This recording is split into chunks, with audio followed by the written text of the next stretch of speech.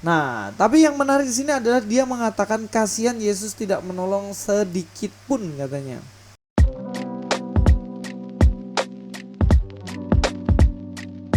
Assalamualaikum, selamat datang kembali di channel ini. Kali ini balik lagi sama saya ya. Kita akan bahas salah satu berita yang penting banget ya, walaupun udah banyak yang bahas. Saya termasuk terlambat lah bahas ini. Yaitu kita akan bahas mengenai vonis yang diterima oleh Muhammad KC. Yang mana kasus ini memang udah lama banget ya, dan akhirnya ketok palu juga, divonis lah Pak Muhammad KC ini dengan vonis penjara 10 tahun ya.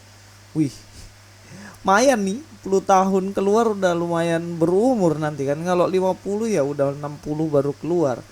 Tapi yang menarik di sini yang kita harus soroti, kenapa bisa kok sampai 10 tahun? Padahal kalau kita lihat kasusnya banyak banget ya, kasus yang lain, maksudnya orang-orang lain kasusnya banyak, vonisnya nggak sampai sejauh ini. Kita baca beritanya aja guys. Dibilang di sini kecewa Muhammad KC divonis 10 tahun penjara, kuasa hukum bandingkan dengan putusan Munarman guys.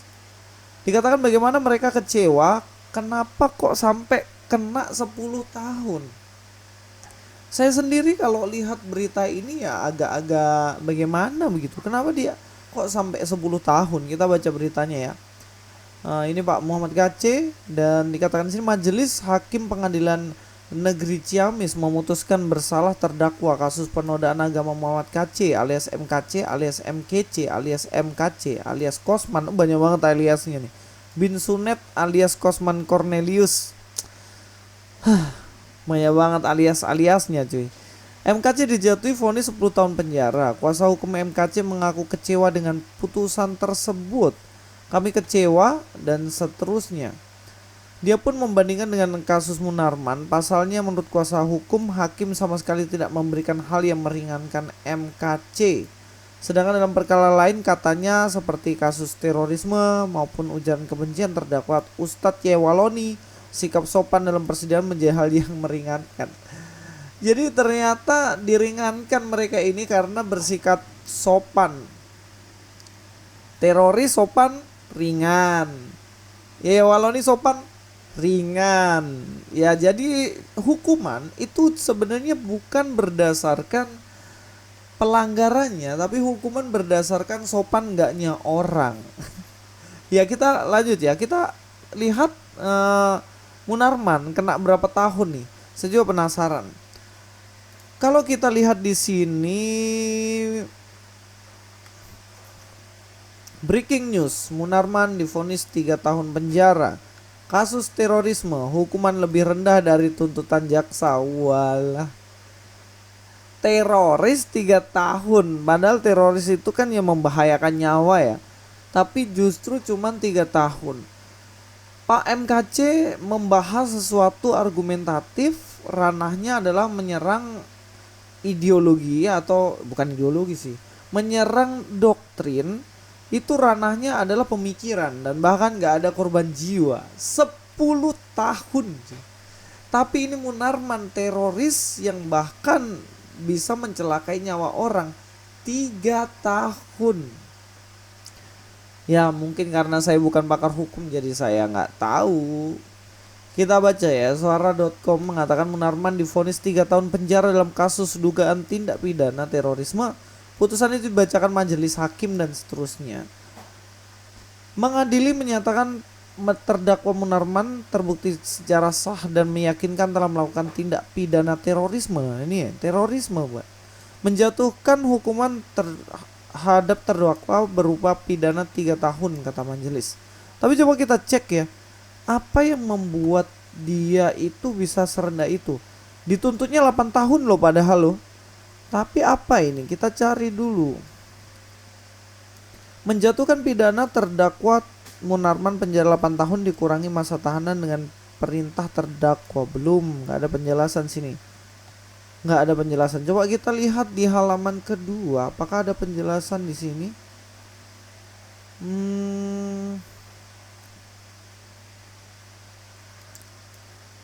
Ya nggak ada. Nggak tahu alasannya apa. Alasannya apa Munarman ini kok cuman kenanya 3 tahun padahal tuntutannya 8 tahun. Tapi kemungkinan seperti tadi yang dibilang itu katanya dia kena 3 tahun karena sopan guys. Dan ini agak-agak lucu juga kok. Kenapa cuman karena sopan itu bisa dikurangi sebegitu jauh sampai 5 tahun. Contohnya gini nih. Misalnya bunuh orang. Habis bunuh kita sopan, eh, permisi, duduk baik, minta maaf. Apakah itu akan dikurangi juga hukumannya? Hanya berdasarkan sopan santun dan lain-lain. Saya rasa hukum nggak boleh tebang pilih ya. Kalau kasusnya head to head lah. Kalau memang sama Munarman kasusnya sebenarnya nggak bisa dibandingin. Karena Munarman adalah teroris, sedangkan Pak MKC bukan teroris. Dia istilahnya terjerat dengan penistaan agama. Sekarang kita lihat hukuman bagi penistaan agama juga. Kalau kita lihat ya, di kasusnya Yahya Waloni, dikatakan Yahya Waloni divonis 5 bulan penjara guys. Terbukti sebar ujaran kebencian. 5 bulan penjara. Saya juga pernah bahas ini ya, dikatakan selain pidana badan, terdakwa kasus ujaran kebencian itu juga dijatuhi denda 50 juta. Subsidiar 1 bulan penjara, nggak ngerti. Subsidi ya maksudnya ini ya mungkin ya. Majelis hakim menilai Yahya Waloni terbukti secara sah meyakini melakukan tindak pidana ujaran kebencian dan seterusnya. Dan juga vonis ini diberikan karena dia minta maaf dan sopan. Tapi kalau kita bandingin di sini memang ada ketidakadilan, jelas lah. Semua orang bisa tahu lah, orang yang gak ngerti hukum juga.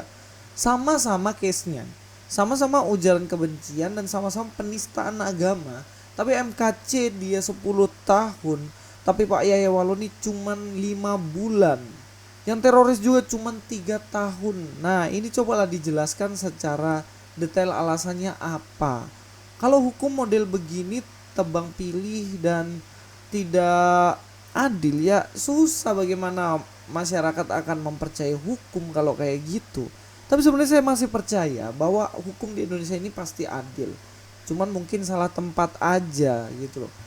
Ya kita akan lihat ya, ada satu komentar yang bagi saya menarik, yaitu dari Islam Care. Dia mengatakan seperti ini guys. Nah ini Islam Care Reborn, bahasa Inggris, kenapa gak bahasa Arab ya. Sesuai ekspektasi 10 tahun, kasihan Yesus tidak menolong sedikit pun katanya. Keputusan yang sangat tepat Pak Hakim untuk dedengkot penista Quran dan Nabi. Giliran kita tunggu Udin, sudah terima aja KC, kan kasihan. Kan kasih katanya. Oke.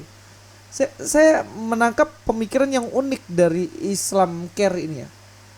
Dia itu selalu menuntut orang untuk mengasihi dia.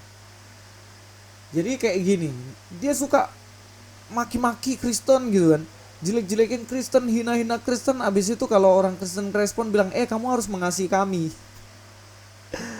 Jadi saya punya murid ini, anak murid saya dulu waktu itu, anak masih SD ya. Dia suka sekali pukul orang. Jadi temennya itu dipukul, kemudian dia menangis. Yang mukul dia, yang nangis dia, temannya nggak nangis. Jadi ketika saya datang, kenapa kok nangis? Dia bilang, dia diam aja, tapi temannya bilang dia pukul saya. Terus dulu, tapi kok dia yang nangis gitu? Karena apa? Karena dia nggak mau dituduh, dia maunya mukul aja supaya kesannya orang yang jahat sama dia. Ya kira-kira kayak Islam Care Reborn ini, kayak si siapa ini namanya? Agustan ya, hampir lupa aku nama Agustan nih. Nah Agustan ini sukanya kayak gitu, hina-hina orang, jelek-jelekin orang, ujung-ujungnya nggak boleh ya, balas ya, kamu kan kasih gitu. Memang itu mungkin yang ada dalam pikirannya, tapi saya ragu model begini, mosok pendeta gitu, mantan pendeta dulu kan, nggak mungkin juga sih. Nah, tapi yang menarik di sini adalah dia mengatakan kasihan Yesus tidak menolong sedikit pun katanya. Bawa-bawa nama Tuhan Yesus. Terlalu lancang dan terlalu berani menantang Tuhan gitu. Nanti kalau Tuhan turun tangan baru tahu Anda ya, baru rasa Anda nanti. Tapi apakah ketika MKC divonis 10 tahun dan tidak ada pertolongan sama sekali, itu berarti Tuhan Yesus tidak menolong sama sekali dia? Belum tentu. Saya ingin melihat kasus dari Pak Ahok. Pak Ahok dia pada waktu itu tidak pernah sama sekali menista agama. Tapi statementnya dipelintir.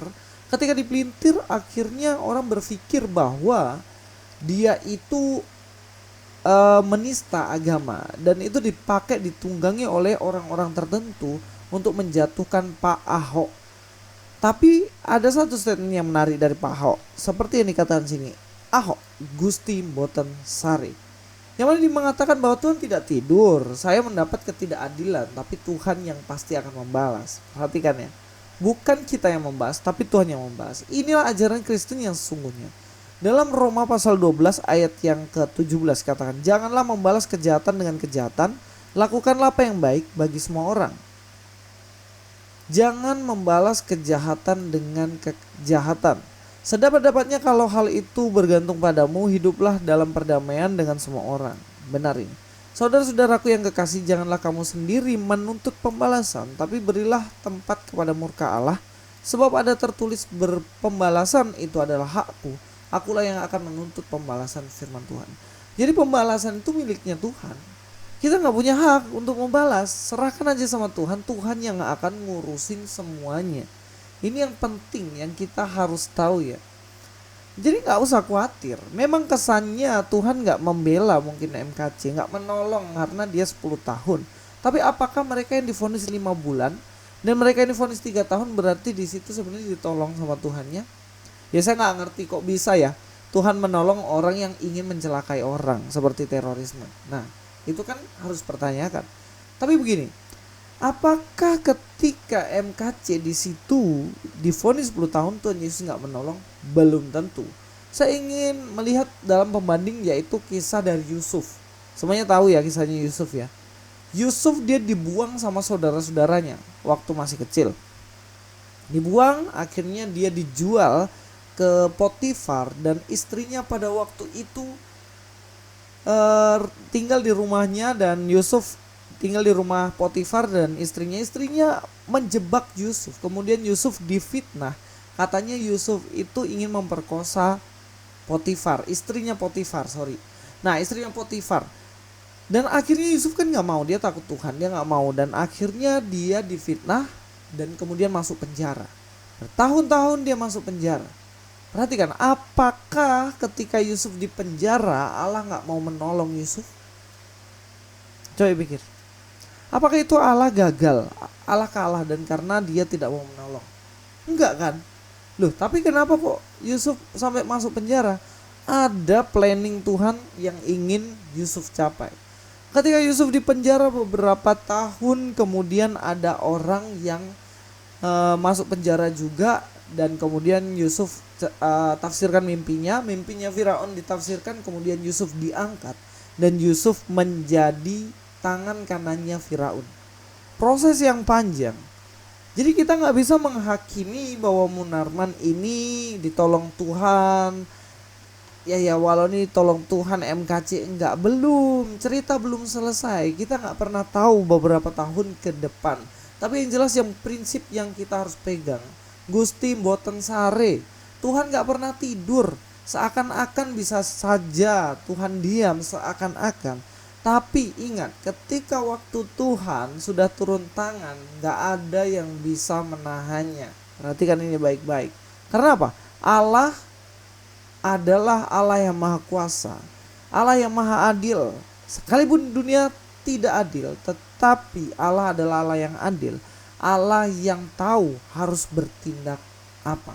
Jadi Pak Agustan tenang aja, tungguin aja Tuhan datang. Simple kan? Ya, sampai ketemu di video selanjutnya. Luis Prasetyo sini. God be with you all.